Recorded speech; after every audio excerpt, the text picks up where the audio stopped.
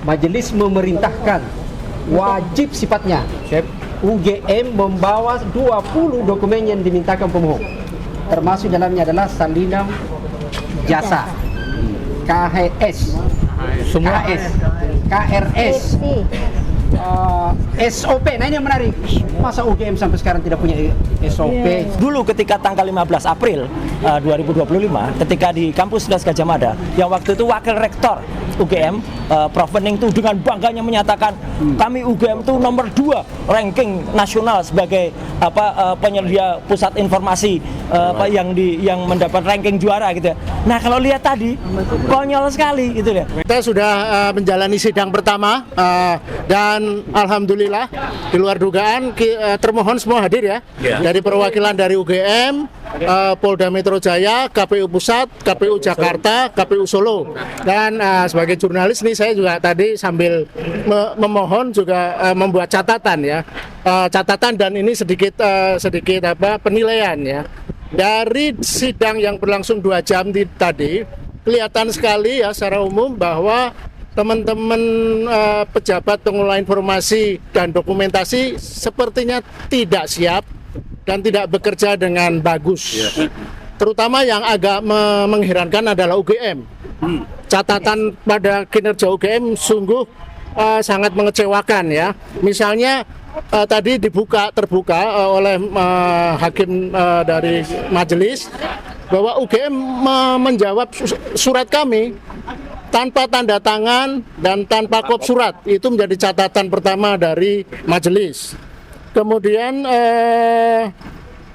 beberapa dokumen yang oleh UGM dinyatakan tidak ada dalam penguasaan kami tadi juga ditegur oleh majelis hakim. Loh, yang mengeluarkan UGM kok UGM tidak punya kuasa, tidak punya dokumen itu seperti KHS, KRS dan berbagai sop-sop yang lain termasuk salinan ijazah. Kemudian yang ketiga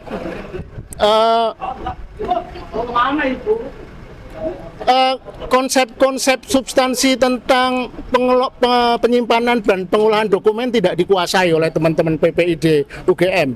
Misalnya soal konsep dokumen yang dikecualikan. Tadi di persidangan kelihatan sekali tergagap-gagap untuk merespon pertanyaan-pertanyaan majelis tentang uji konsekuensi dan lain-lain. Jadi menunjukkan tidak siap. Bahkan tadi ada pertanyaan loh, apakah sudah pernah mengikuti sosialisasi? Nah, itu kan pertanyaan yang sangat mendasar. Kemudian yang keempat yang juga sangat fenomenal, kami tadi tunjukkan bahwa UGM telah memblackout 500 lebih berapa belas halaman berita acara dari kepolisian yang diberikan ke UGM yang diserahkan ke kami. Jadi bukannya membuka informasi tapi malah menutup. Jadi hampir semua isi berita acara dari kepolisian itu di blackout, dihitamkan belasan halaman. Nah untuk KPU Pusat tadi menurut kami relatif siap, relatif ya. Jadi dan juga kooperatif. Satu pengecualian bahwa mereka mengakui banyak dokumen-dokumen yang kami minta itu masih terserak, di mana penyimpanannya masih agak kacau. Jadi mereka janji akan mencari di mana, apakah di bunker di mana, itu yang menarik. Nah untuk KPU Jakarta juga kooperatif, dia menyampaikan bahwa mereka harus konsolidasi dengan KPU Pusat menyangkut bagaimana pembagian tugas dalam penyediaan informasi ini, koordinasi antara KPU di daerah. Nah itu yang menjadi bagusnya mereka menjadi lesson learn ya. Mereka harus belajar lagi bagaimana mengkoordinasikan pengelolaan dan pengolahan dan penyediaan dokumentasi dan informasi. Nah untuk KPU Solo ini 11-12 dan UGM banyak sekali catatan kekacauan. Misalnya yang paling fatal adalah mereka baru merespon surat kami sebulan setelah kami ajukan. Itu ditegur tadi oleh majelis hakim karena kok bisa merespon surat sampai perlu waktu sebulan. Kemudian yang paling fatal dan ini menjadi catatan penting bagi seluruh pengelola PPID adalah KPU Solo telah memusnahkan, menghancurkan sejumlah dokumen dan termasuk dokumen salinan ijazah Jokowi sudah dihancurkan. Tadi dipertanyakan loh. Dan pemusnahan itu tidak ada berita acaranya. juga tidak jelas aturan resistensi minimal 5 tahun, tapi di sana baru setahun sudah dimusnahkan. Nah pertanyaannya, kita tidak tahu sejauh ini kapan itu dimusnahkan. Apakah baru-baru ini?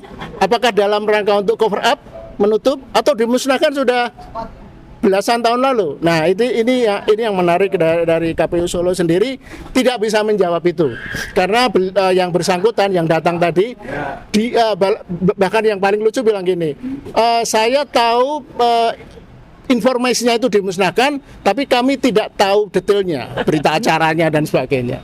Jadi menunjukkan betapa kekacauan itu. Nah yang terakhir, Polda Metro Jaya. Ini juga koordinasi antara Mabes Polri dan Polda Metro Jaya tidak terjadi. Jadi kami sudah mengirim surat sebulan lalu, sejak Juli malah, tapi baru sejak Oktober, tapi kami kirim surat ke Humas Mabes Polri, tapi baru disampaikan ke Polda Metro Jaya 14 November.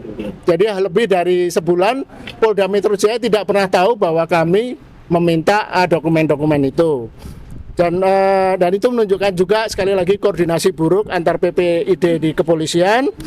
Dan sayang sekali tadi walaupun kooperatif dari kepolisian sering kali menyampaikan hampir semua pertanyaan kami itu dokumen dikecualikan.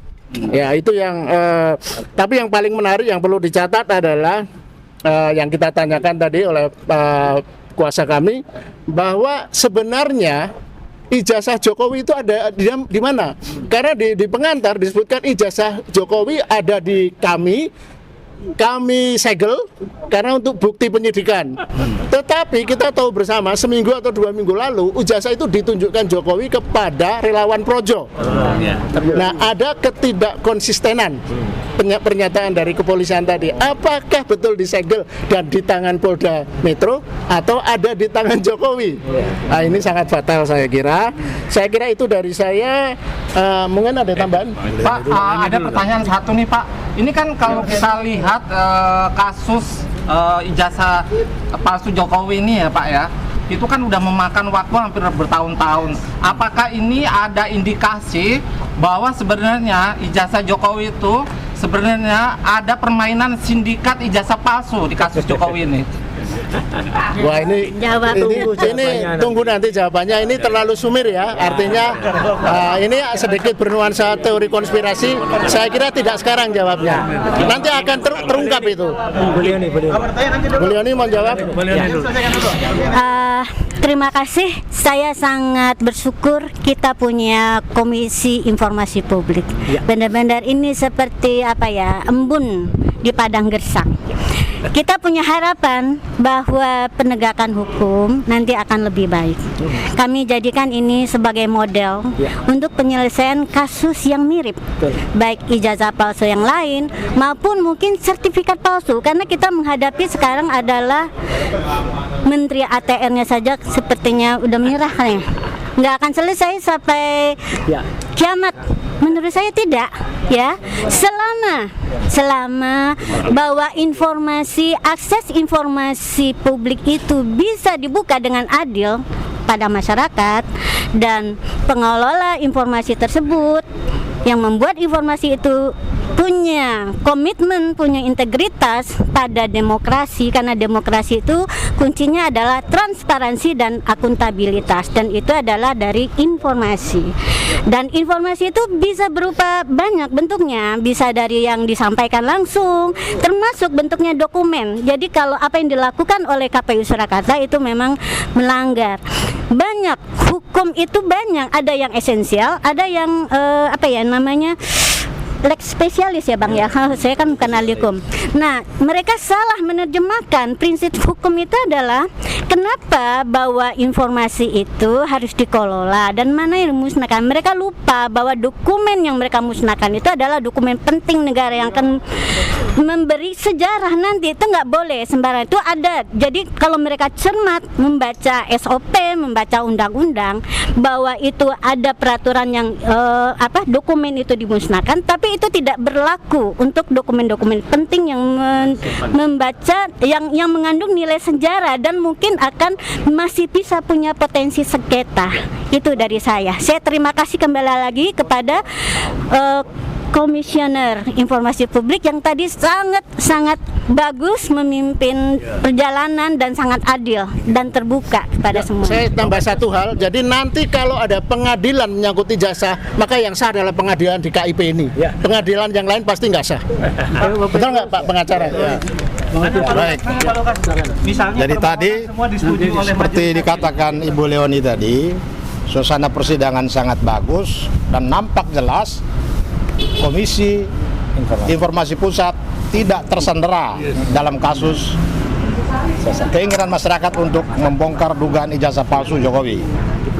Yang kedua, ada pola yang kita lihat seakan-akan UGM terutama berlindung di balik proses penegakan hukum di Polda Metro Jaya yang akan menutup jalan bagi masyarakat, terutama bagi para pemohon ini untuk mendapatkan informasi publik terkait dengan ijazah Jokowi yang diduga saat ini sebagai ijazah yang palsu.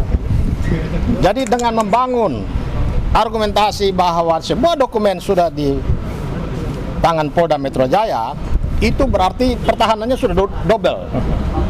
Pertama, mereka menyatakan itu informasi publik yang dikecualikan.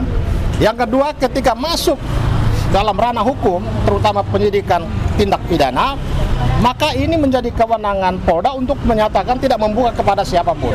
Dikhawatirkan akan mempengaruhi, menghambat jalannya proses hukum. Jadi ini yang kita sesalkan.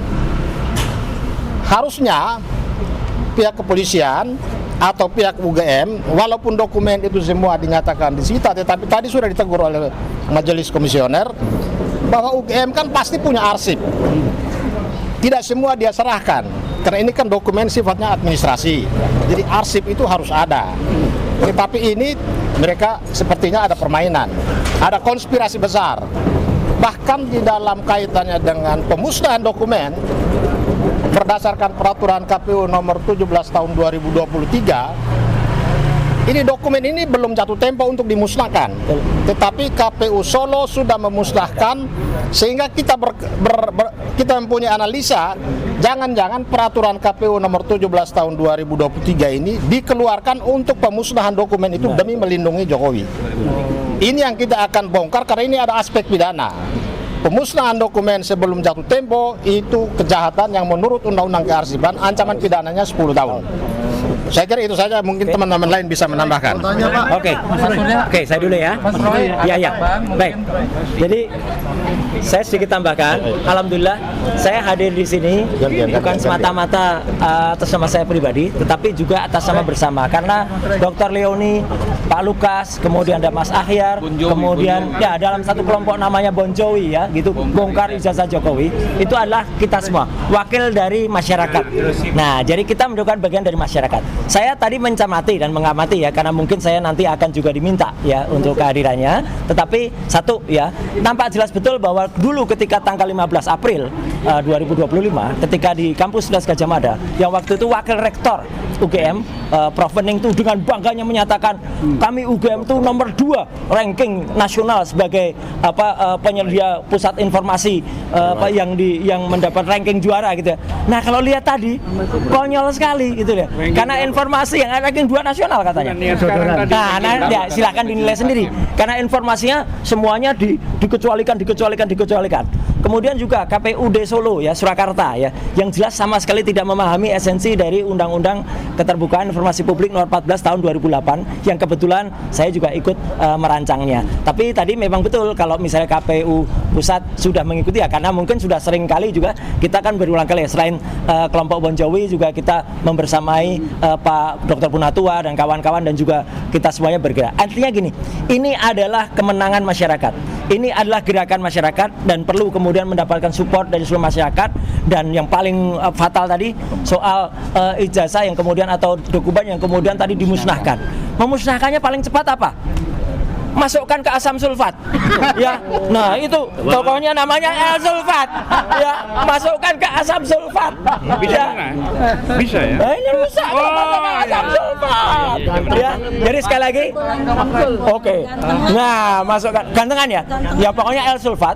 Yang jelas. Sayur masuk ya. Nah, Dr. Leoni maju terus bersama Pak Lukas dan kawan-kawan dari Bon Jovi ya, Akhyar dan kawan-kawan didampingi Pak Petrus, kemudian Pak Jamada Girsang, kemudian apa namanya Peter Singkardi. ya Pak Peter dan semuanya Pak Zam dan semuanya ya. Pokoknya saya hadir untuk membersamai karena kita adalah satu adalah kita.